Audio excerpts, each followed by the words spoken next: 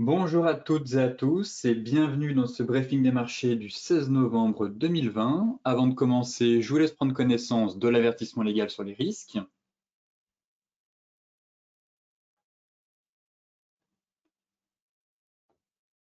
Et tout de suite, donc, focus marché. Force est de constater que les bourses restent orientées à la hausse ce matin grâce à l'annonce, encore une fois, et soutenue grâce à l'annonce d'un futur vaccin. Toutefois, on a eu Pablo Hernández de Cos, membre du Conseil des gouverneurs de la Banque centrale européenne, qui a souligné la semaine dernière qu'il faudrait du temps avant qu'un vaccin contre le Covid ait un effet bénéfique sur l'économie. Effectivement, certes, c'est une bonne nouvelle, mais le vaccin ne va pas, lui, vacciner l'économie, ne va pas permettre de retrouver des emplois et une croissance rapide dans l'immédiat. Toutefois, les avancées du développement de vaccins restent néanmoins un facteur dominant, comme vous avez pu le voir avec les performances au cours de la semaine passée, notamment le stock 600 qui a quand même progressé de 5,13% en 5 séances et le CAC 40, lui, s'est quand même envolé de 8,5%. Alors ce matin, les marchés actions conservent leur optimisme. Ils réagissent aussi favorablement à l'accord de libre-échange signé en Asie, qui exclut les États-Unis, mais représentera quand même près de 30% de l'économie mondiale. Enfin, les investisseurs ont aussi salué les rapports indiquant que le PIB japonais du troisième trimestre a rebondi après une chute record au second trimestre. Côté US, Wall Street a plutôt terminé la semaine en hausse aussi, soutenue par l'annonce du vaccin et portée notamment vendredi par les résultats de Cisco et Disney. Après une semaine quand même en dents de scie, rythmée par les craintes ou les espoirs sur le front sanitaire où on a une résurgence assez impressionnante de Covid aux États-Unis. Toutefois, ces résultats ont permis aux opérateurs de marché de voir, on va dire, au-delà d'une résurgence des cas de contamination au coronavirus et d'un hiver qui s'annonce quand même plutôt sombre sur le plan sanitaire. Enfin, la saison des publications de résultats approche de son terme et selon les données définitives, 84% des sociétés du S&P 500 ont encore une fois dépassé les attentes, donc limitant le repli des bénéfices à 7,8% sur un an, près de 3 fois moins qu'attendu début octobre. Donc encore une fois, des analystes qui étaient plutôt pessimistes sur la situation à venir. Et je tiens à souligner que finalement, eh bien, le pire n'est pas certain, puisqu'on a quand même eu un flux entrant de capitaux la semaine dernière assez impressionnant, on fera justement le point dans la partie macro, ce qui montre que, au contraire, les investisseurs ont envie d'y croire, ont envie de voir le verre à moitié plein et se dirigent donc vers les actifs risqués et allouent une grande partie de leur liquidité sur ces actifs. Toutefois, la situation est nettement moins satisfaisante sur le front sanitaire, puisqu'on a quand même eu plus de 10 États américains qui ont enregistré un doublement du nombre de nouveaux cas d'infection au Covid au cours des 2 dernières semaines, et plusieurs grandes villes comme Chicago ou Détroit ont annoncé aussi en fin de semaine dernière des mesures de restriction des déplacements ou de l'activité pour tenter justement de freiner l'épidémie.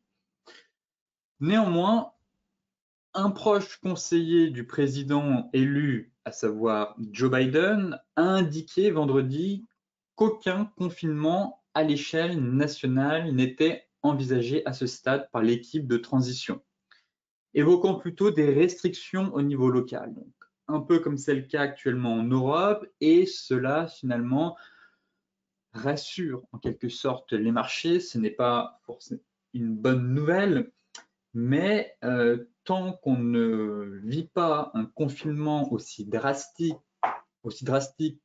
et aussi impactant qu'au mois de mars, eh bien les marchés veulent y croire tout simplement et estiment justement que certes cela va pénaliser l'économie, mais que, encore une fois, les investisseurs se projettent à 6 mois, les marchés anticipent, les marchés se projettent maintenant au printemps 2021 et estiment tout simplement que le pire est passé.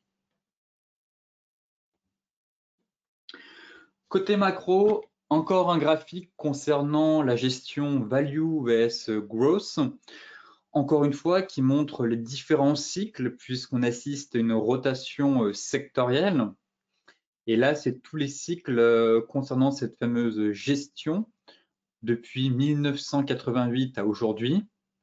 Donc très clairement, de 98 à 2000, encore une fois, c'était l'explosion de la bulle Internet. On était dans un cycle de value et de growth, pardon, de croissance, autant pour moi. Et lors de l'explosion, on a eu un méga cycle justement de value. Donc les valeurs value, ce sont les valeurs dites cycliques de l'économie traditionnelle. Donc l'énergie, les bancaires, les transports, le loisir, la culture. Alors que les valeurs de croissance, ce sont plus la digitalisation, le numérique, la tech, donc un peu les valeurs qui sont sorties par le haut de cette crise. Et durant la crise du Covid, comme vous le savez, le Nasdaq, lui, s'est envolé et les investisseurs ont préféré se réfugier sur ces valeurs justement dites de croissance qui constituaient un peu un secteur refuge. Et l'annonce du vaccin a déclenché ici un rebond des valeurs dites value. Donc, comme je vous le disais en introduction, les marchés anticipent, le pire n'est pas certain. Au contraire, les marchés estiment que le pire est derrière nous et que les valeurs de l'économie traditionnelle devraient de nouveau rebondir et commencer à afficher doucement mais sûrement une croissance à venir au cours des prochains mois.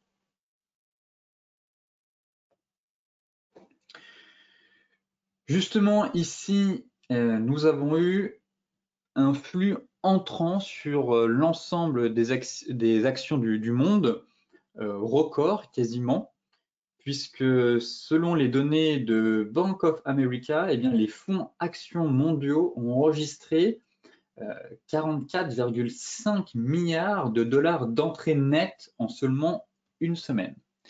C'est un montant record depuis 20 ans. Et généralement, derrière, c'est pas pour assister à une baisse violente. Certes, on est monté un peu haut, un peu vite, je trouve, sur l'ensemble des indices. Une correction de 3-4% serait envisageable et permettrait de reprendre une dynamique un peu plus saine. Toutefois, on constate qu'il y a un retour pour l'appétit pour le risque de la part des investisseurs. Et généralement, quand vous avez des pros et des opérateurs, un peu les baleines, qui entrent massivement sur le marché, c'est un signe que les marchés pourraient continuer de progresser au cours des prochaines semaines, voire des prochains mois. Alors oui, comme je vous le disais, on a quand même eu une folle hausse la semaine dernière. Une correction me paraît envisageable. Toutefois, je n'exclus pas, en tout cas, une fin d'année en beauté pour l'ensemble des indices, avec un CAC 40 qui pourrait très facilement rallier les 5006, voire les 5700 points. Tant qu'on n'a pas un élément exogène ou un signe noir qui viendrait frapper les marchés d'ici la fin de l'année, pour l'instant, on a le sentiment que tous les voyants sont au vert et les investisseurs, surtout les pros, se positionnent de manière massive sur le marché action. Pour nuancer tout de même mes propos, voici l'indicateur de Warren Buffett.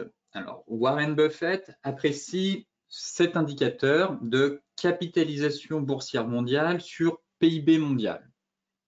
Et on constate que l'indicateur dépasse ses plus hauts de 2018 et approche même un niveau record, à savoir celui de 2007.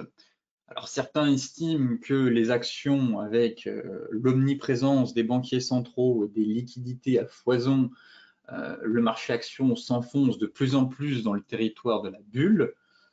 Certes, encore une fois, si on n'avait pas eu une intervention très violente de la part des banques centrales, je ne pense pas que la valorisation des actions serait à ce niveau aussi élevé. Et le plafond des actions, justement, a atteint la semaine dernière un nouveau sommet, comme je vous le montrais dans un des graphiques la semaine dernière, la capitalisation boursière mondiale qui a quand même dépassé les 95 000 milliards de dollars, soit 108% du PIB mondial. Donc un seuil bien supérieur à 100%, et c'est le chiffre quand même le plus élevé depuis 2007. Et généralement, on constate que lorsque cet indicateur s'approche de la barrière des 100%, c'est un peu un indicateur avancé, si vous voulez. Toutefois, à prendre, bien entendu, avec des pincettes, mais qui permet, je trouve, de prendre un peu la température sur les marchés et de savoir un peu où est-ce qu'on se situe. Et effectivement, on constate qu'à chaque fois qu'on s'est approché du seuil des 100%, on a eu derrière une grosse dégringolade. Ici en 2018 et ici avec la crise du Covid. Et là, on est de nouveau accéléré très violemment la semaine dernière. Et le record établi était celui de 2007 aux alentours de 120%. Donc, encore une fois, il y a une marge de manœuvre, hein. Les indices pourraient très bien prendre encore 5-10% avant de peut-être corriger violemment. Toutefois, indicateur avancé qui permet, je trouve, comme je vous le disais, de donner un peu de prendre la température des marchés et de savoir à peu près dans quelle phase on se situe. Donc, essayer de nuancer en tout cas entre les flux entrants sur les marchés avec des investisseurs qui se ruent sur les actifs risqués en estimant que c'est le moment d'acheter et que la croissance et que le meilleur reste à venir.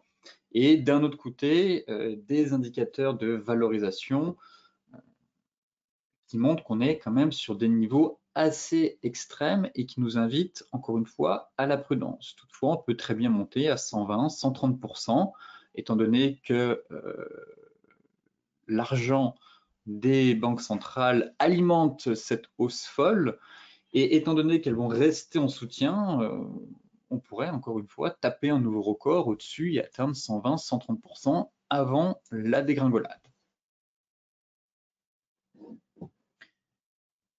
Côté graphique, eh bien, on va s'intéresser à notre indice national, le CAC 40.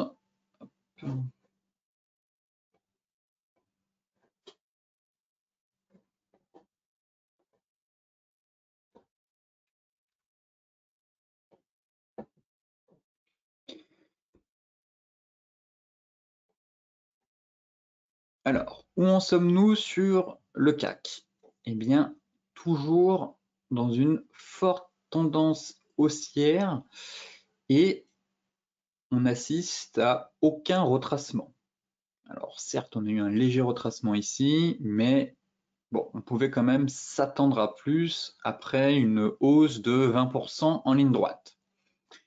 Vendredi, du moins jeudi, je notais la formation ici d'une très belle étoile du soir et au vu de la séance du jour, tout porte à croire que ce pattern va être invalidé par le marché. Effectivement, si on clôture au-dessus des 5400, allez, 5470, je considérais que ce pattern ici qu'on avait eu est invalidé et que le marché pourrait tout simplement continuer son ascension pour aller chercher les 5535.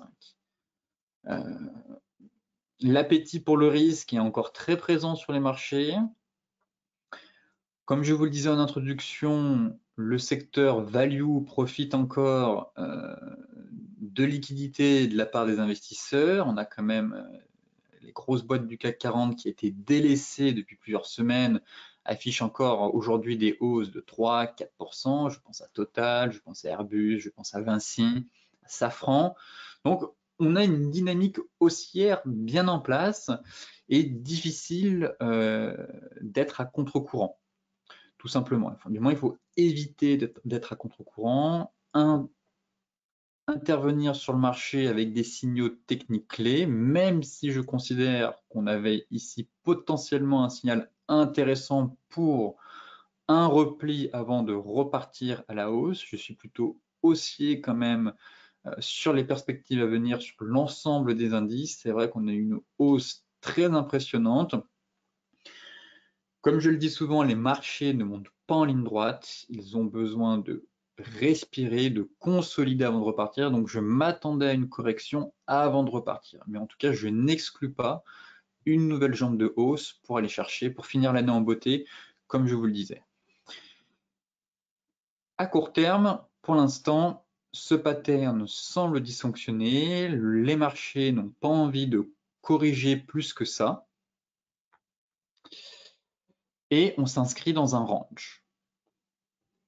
Tout simplement. On a un range 1 heure, très propre ici. Voilà. Et il va falloir surveiller la sortie de ce range pour les traders de court terme.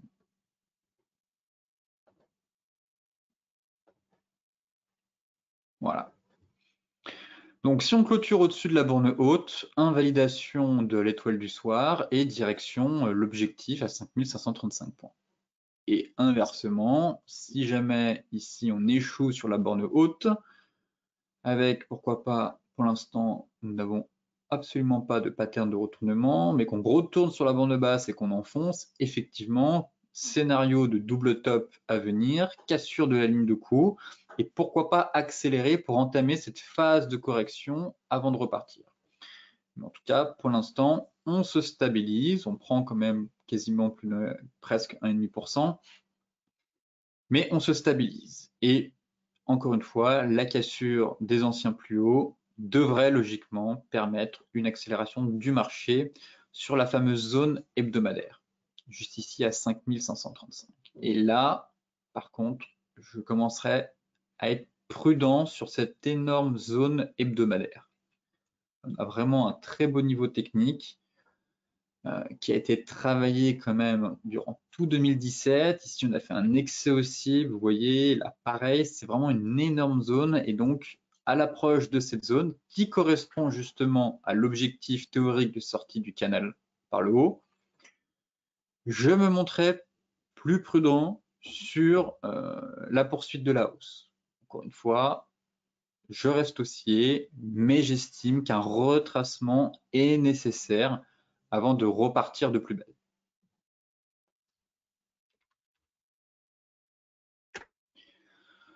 Le DAX, même constat, c'est la zone des 11 003 qui m'intéresse sur l'indice allemand. Très clairement, c'est une belle zone qu'on a travaillé durant tout 2019 et ici depuis l'ascension en place depuis le mois de mars.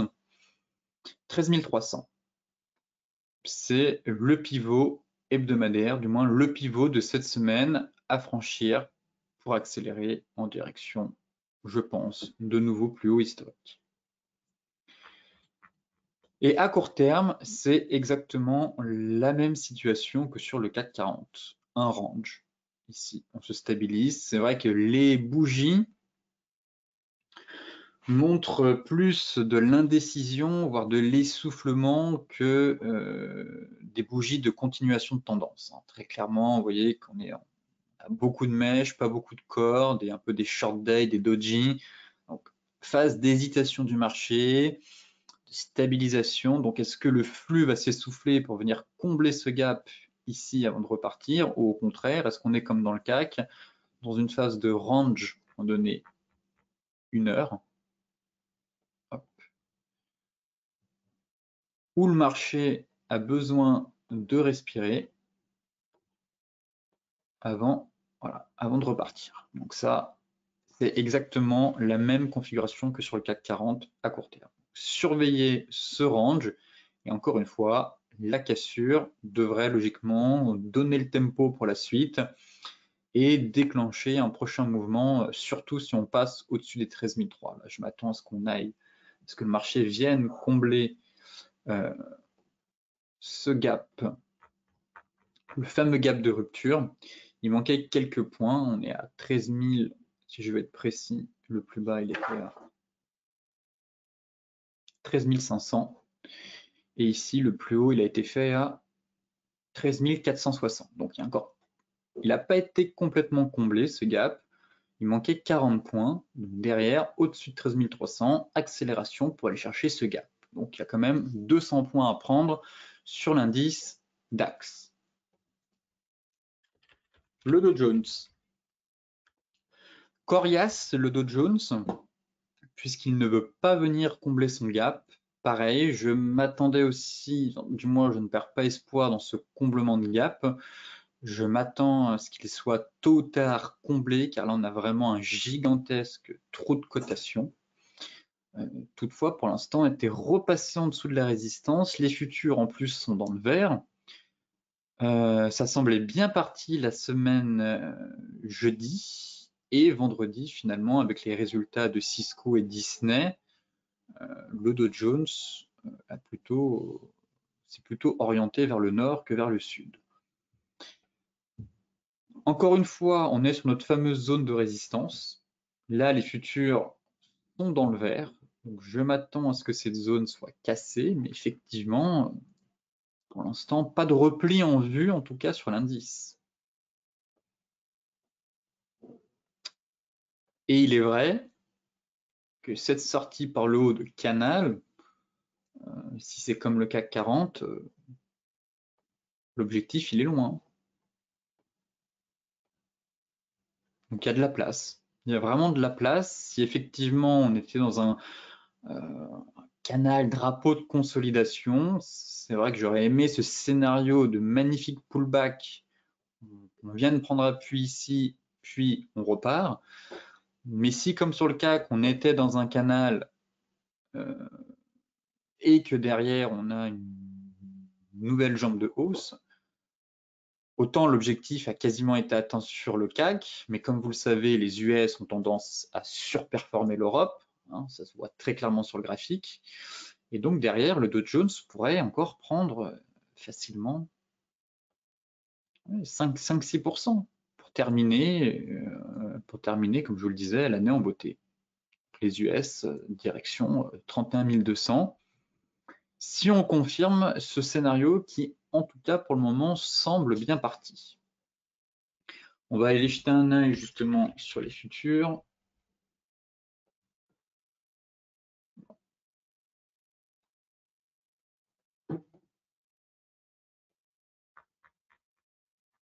Voilà, on est dans le range. Je vais supprimer pour nettoyer un peu le graphique. Voilà.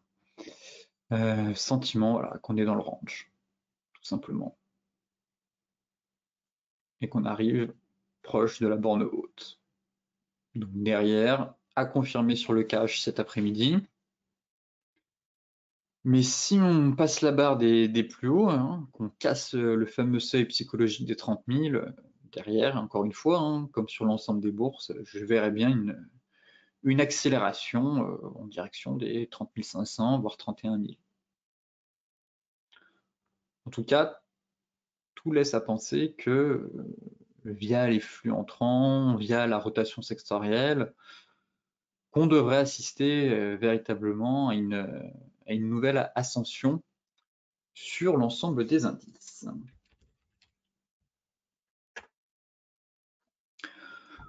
L'euro-dollar.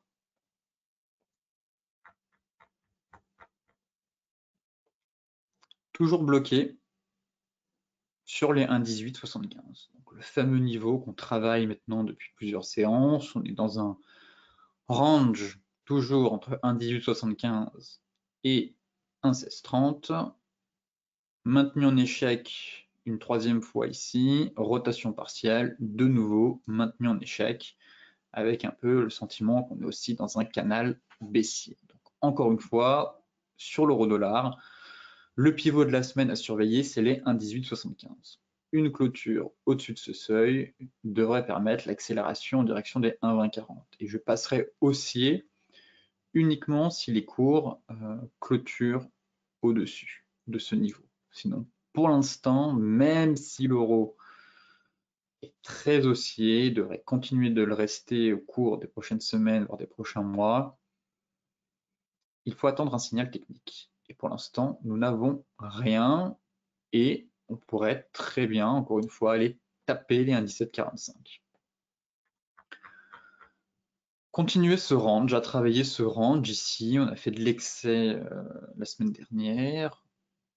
Là, pour l'instant, pareil, ça ne passe pas.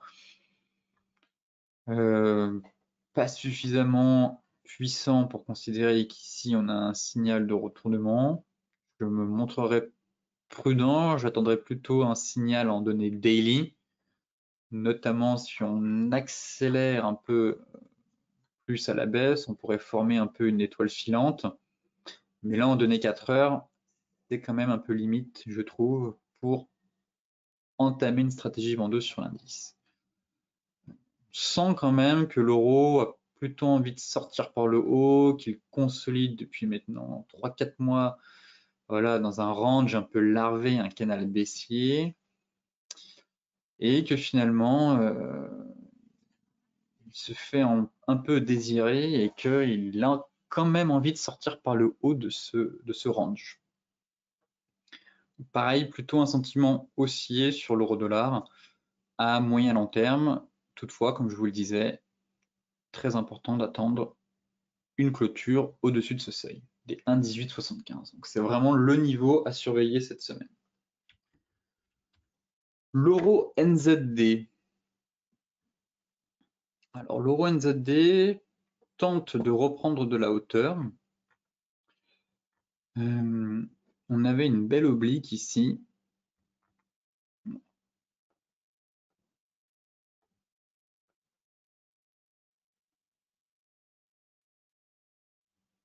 Donc là, on avait quand même une première oblique qui part depuis 2017. On est venu sauver le niveau ici sur les 1,7190. Les 1,7190, c'est une zone en plus hebdomadaire, vous voyez, qui a été travaillée en 2013, en 2016, ici avec les mèches en 2018, pareil, et surtout, c'est le creux qu'on a fait au mois de juillet. Donc là, on avait déjà cette oblique-là, et en parallèle, on a une seconde oblique qui passe juste ici. Ouais, à peu près celle-là. Si je me mets en données daily, voilà. Donc là, on a le sentiment que le marché est venu aussi chercher cette oblique, qu'on a fait une fausse cassure, donc un bear trap sur notre fameuse zone hebdomadaire, et que derrière, on est plutôt dans un piercing pattern. Donc l'inverse du dark cloud cover à la baisse, couverture en nuage noir. Ici à la hausse, c'est le piercing pattern. Vous voyez, fausse cassure du support, réintégration, pullback. Donc, sûrement une fin de baisse à court terme sur cette paire. Effectivement, on pourrait assister à un rebond à venir en tout cas. Malheureusement, nous n'avons pas de divergence haussière ici, mais tout porte à croire en tout cas que le marché a fait un point bas à court terme. Et que celles et ceux qui sont vendeurs de euros face au dollar néo-zélandais, eh bien, il serait peut-être temps de prendre des bénéfices ou d'abaisser son stop, car là, je considère quand même qu'on est sur un gros niveau technique et qu'on assiste à un bear trap en tout cas. Et que le marché, avec l'impulsion qu'on a eu jeudi, pourrait tenter de reprendre de la hauteur pour aller chercher justement les 1,7475. Enfin, donner une heure, on avait une belle divergence ici. Effectivement, donner une heure, on avait une belle. mais pas en données 4 heures. Pour l'instant, on a retracé à peu près les 50%. Voilà. Rebond, 50%. Si on ne repasse pas sous le support, je considère qu'on est en train d'amorcer une reprise haussière. Très important. Vous voyez, le niveau des 50% de la vague de hausse qu'on a eue correspond à notre niveau de support hebdomadaire. Donc, si on repasse en dessous, on oublie la stratégie haussière, on risque d'aller chercher une nouvelle fois la droite. Par contre, si ça tient, ce serait juste un retracement de la dernière, enfin retracement de la vague de hausse avant de déclencher une nouvelle jambe haussière et donc d'amorcer cette phase de reprise. AUD-USD, haussier sur cette paire. De toute façon, on est haussier depuis un bon bout de temps. On consolidait.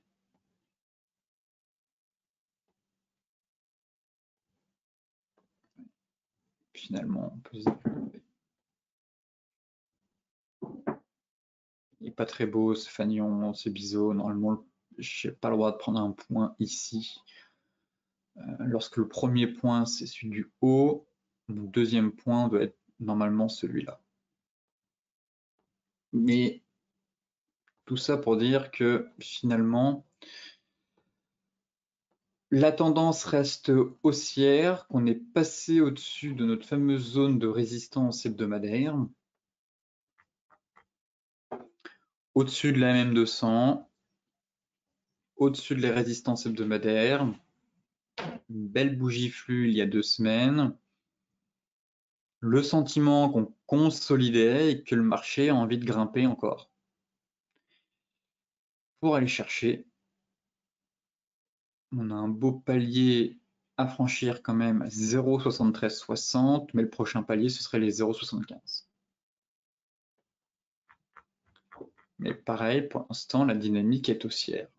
Donc, rien ne sert de nager à contre-courant. Il faut plutôt se positionner dans le sens du flux qui, lui, est haussier. Donc, avec un stop sous la zone de résistance, et pourquoi pas essayer d'aller chercher les 0,7360. Et je considère que le deuxième objectif intéressant serait celui des 0,75.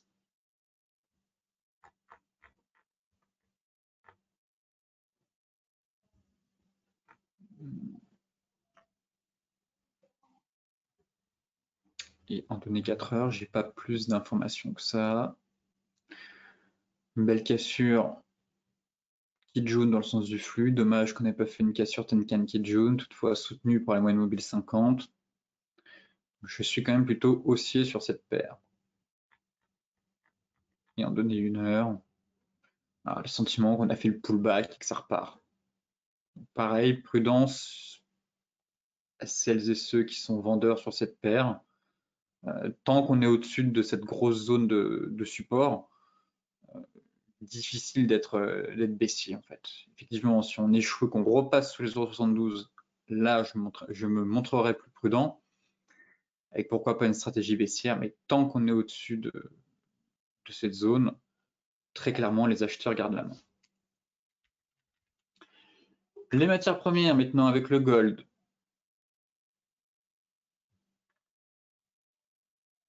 Qui se casse un peu la figure ce matin.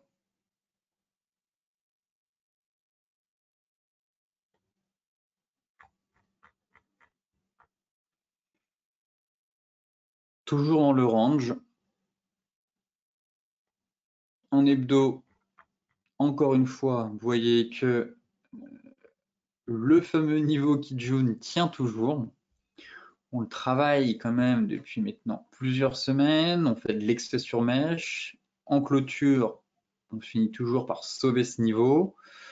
Donc, tant qu'on ne clôture pas sous ce niveau, pas d'alerte baissière. Effectivement, si d'ici la fin de la semaine, on clôture sous les 1850, là, je verrai bien une accélération en direction des 1790 pour venir chercher, pourquoi pas, la moyenne mobile 50 qui devrait quand même continuer à remonter doucement. Et derrière, en daily, la fameuse moyenne mobile 200. Mais pour l'instant, on est toujours dans un range technique entre 1960 et 1855. Tant qu'on n'a pas une cassure d'une des deux bornes, bien difficile de vous dire dans quel sens le marché va partir. Et sur la borne basse, pour l'instant, on a du mal à reprendre de la hauteur. Là, j'aimerais bien savoir la news qui vient de déclencher un peu cette bougie flux, à mon avis. Voilà, en 15 minutes, vous voyez, là, on a une belle bougie flux. Donc, est-ce qu'on a eu une news sur le... Enfin, est-ce qu'il y a eu une news sur le marché qui pourrait impacter le gold? À suivre. En tout cas, peut-être une opportunité à saisir si on se redirige vers la borne basse de ce range.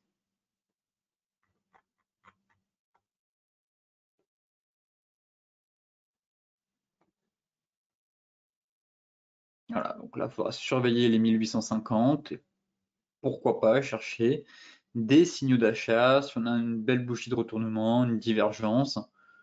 Effectivement, il y avait une divergence baissière juste ici qui a plutôt bien fonctionné du coup. Mais pour l'instant, on est un peu au milieu de nulle part et je considère encore une fois, lorsque nous sommes dans un range, eh bien de privilégier tout simplement les niveaux clés, à savoir la borne basse ou la borne haute.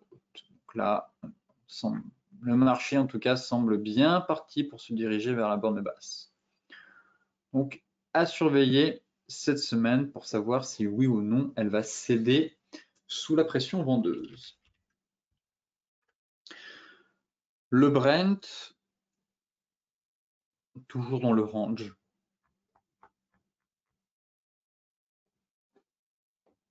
À l'approche de l'AMM, voilà. Donc là, c'est le niveau à surveiller. On est prisonnier entre une MM50 juste sous nos pieds, une Tenkan, une Kijun au-dessus de la tête, un plat de nuages, une MM50, une résistance hebdomadaire, Chikou en plein dans Kijun. Donc il n'y a absolument rien à faire sur le pétrole. En tout cas, se positionner à l'achat ne serait vraiment pas une bonne chose, étant donné qu'on a encore beaucoup trop d'obstacles et qu'il faut attendre que les prix soient libérés de tous ces obstacles, que Chikou soit libre, et effectivement, ce sera uniquement lorsque l'on sortira par le haut de ce range. Effectivement, en cas de sortie par le haut, pourquoi pas aller chercher les 50, puis les 52. Mais pour l'instant, je me montre prudent à l'approche de cette zone majeure, d'un point de vue des prix en tout cas. Et donc, tant qu'on est sous les 45-25, encore une fois, les stratégies vendeuses, du moins des stratégies vendeuses, peuvent se mettre en place.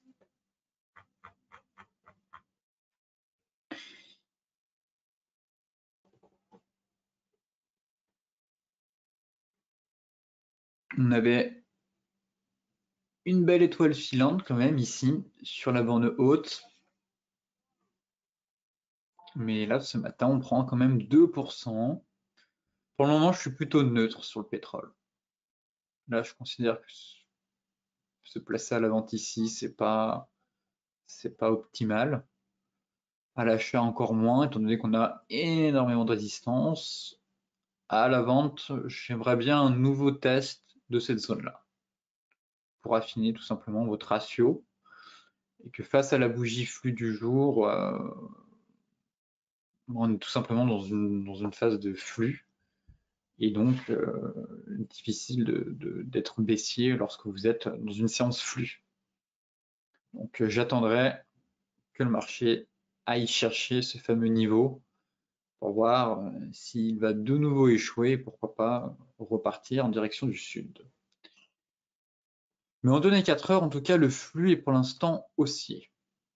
Des plus bas et des plus hauts de plus en plus haut. Donc, on pourrait très bien faire une nouvelle accélération juste ici. Donc, encore trop tôt pour mettre en place une stratégie vendeuse sur le pétrole.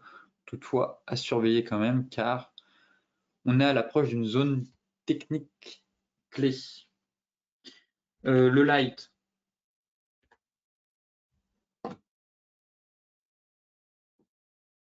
C'est exactement la même chose. De toute façon, je me répète souvent sur ces actifs, mais là actuellement c'est le même constat, hein. Vous voyez, les patterns, on a eu l'étoile filante, on a une bougie flux, seulement qu'on prend un peu plus de 2%, alors qu'on sur le Brent on est à 2%, mais même constat. Toutefois, en hebdomadaire, c'est vrai que le WTI est libéré. On est, en tout cas, on tente cette semaine de passer au-dessus de la MM50. Vous voyez que Chikou n'est pas du tout dans la Kijun, elle est complètement libérée. On est juste sous la zone hebdomadaire. Mais sinon, pour l'instant, un pétrole WTI qui a moins d'obstacles, en tout cas au-dessus de la tête. Est-ce qu'il va être précurseur sur le Brent si jamais il accélère en voyant le signal technique haussier en avance, du coup?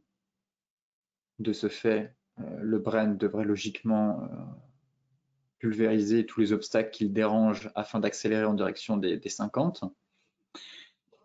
Mais sinon, la configuration est la même. Donc j'attendrai encore une fois la sortie par le haut de ce range pour confirmer cette reprise. Et ici, on a fait de l'excès en mode bull trap. Donc là, pareil, on est maintenu en échec. Donc, tant qu'on n'a pas une belle clôture, avec une belle bougie flux, voire hebdomadaire, au-dessus des 42,2, voire 42,80, toujours le scénario de ping-pong entre les deux bords. Mais là, pareil, en données 4 heures, on est sur des plus bas et des plus hauts de plus en plus hauts. Donc on pourrait très bien avoir fait un creux et déclencher une nouvelle jambe pour aller chercher la bande haute de ce range. Donc j'attendrai encore avant de toucher au pétrole. Enfin, pour terminer ce briefing, le BTC, que dire? Si ce n'est que c'est remarquable. Magnifique ascension, on pulvérise les résistances une à une, trend following, vous remontez votre stop à chacune des cassures. Je ne peux pas être plus clair sur cet actif. Voilà. Il suffit de remonter son stop. Ça paraît simple comme ça, mais c'est ce qu'il faut faire. C'est d'accompagner la tendance, le trend following, le suivi de tendance, accompagner ce flux le plus loin possible, remonter votre stop. Je ne sais pas si certains sont encore à l'achat sur le BTC. En tout cas, nous n'avons eu aucun signal de retournement. Au contraire, hein, vous voyez, même la Tenkan n'a même pas été franchie une seule fois. La Tenkan.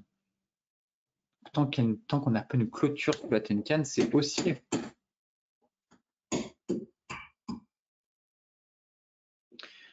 De ce fait, prochain niveau, 17 250 $. Là, je vois pas ce qui pourrait entraver la dynamique. Belle tendance, comme évoqué par la théorie de Charles Dow, hein. Les plus bas, les plus hauts, de plus en plus haut. C'est un concept de base, mais très parlant. Et là, pour le coup, on remarque tout de suite l'effet que ça a sur la crypto, sur le Bitcoin. Pour l'instant, vous voyez qu'on a cassé la résistance, on fait le pullback. Et bien, celles et ceux qui sont à l'achat, vous placez votre stop sous la résistance, donc sous le niveau vers les 15 300 $. 15 300, 15 000, allez, 15 500 $. Et puis si ça casse, et ben, vous faites stopper, vous avez pris un super train d'haussier. Et puis si on ne casse pas et qu'on continue d'accélérer, eh bien vous laissez porter par le flux haussier et vous allez chercher les 17 250. Et une fois qu'on aura cassé les 17 750, vous remontez votre stop et vous allez chercher les 20 000. C'est aussi simple que ça. Honnêtement, là c'est l'actif le plus beau, le plus, je dirais pas le plus facile puisqu'il fallait se positionner au bon moment, mais c'est simple, c'est une tendance haussière, on accompagne le flux le plus loin possible, flux haussier, impulsif, sans aucun retracement, on est en train de démonter tous les vendeurs. Ça semble bien parti pour aller chercher les plus hauts. Voilà.